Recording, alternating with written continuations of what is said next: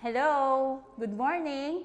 I will present to you the Mira Residences by RLC, the latest pre-selling condo we offer here in Cubao, Quezon City. This is Mira 1 or the Tower 1, and then this is the Mira 2 or the Tower 2. Itong Mira, meron po siyang 4 towers, 9,583 square meters. Ito po ay nilaunch last 2024, and then for only 2 years now, the Tower 1 sa inventory po natin was already sold 80% ng mga units. So RLC decided to launch the Tower 2. Okay? Ito po tayo. Yan.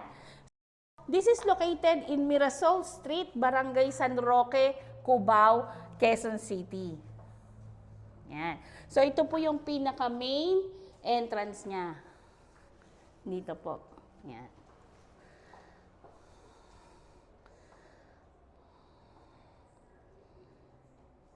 Okay? So marami din po siyang access. Meron din po siyang access sa iba't ibang side niya. Meron tayong Aurora Boulevard. Okay? Meron tayong Aurora Boulevard. And then we have the 15th Avenue and the 20th Avenue. As you can see, meron po tayong amenities which is located sa 4th floor. So sa 4th floor, we have 50% open spaces. So hindi po tinipid yung space for us to make to have a relaxing time pag na po kayo dito, naka-move in na. Tingnan nyo po yung swimming pool. Naku, napakalaki. Yan. So may kiddie pool, adult pool, and then the special features and well-thought amenities ng Mira is the glamping nook. Ito po. Yan. So meron po tayong glamping nook. Yan, yung parang may tent kayo. So since this is family-oriented, syempre, you don't need to go to Tanay. So we have the ground floor here, and then the parking floors up to 3rd floor.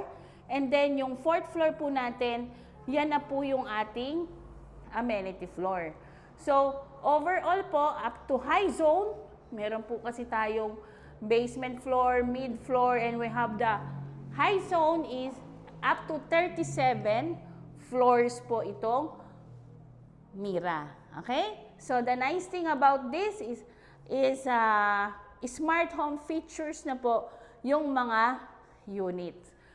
It means future ready na yung inyong condo. At the same time, you are located in Cubao, Quezon City. So since you are in Cubao City, you are in the middle of Metro Manila. Okay?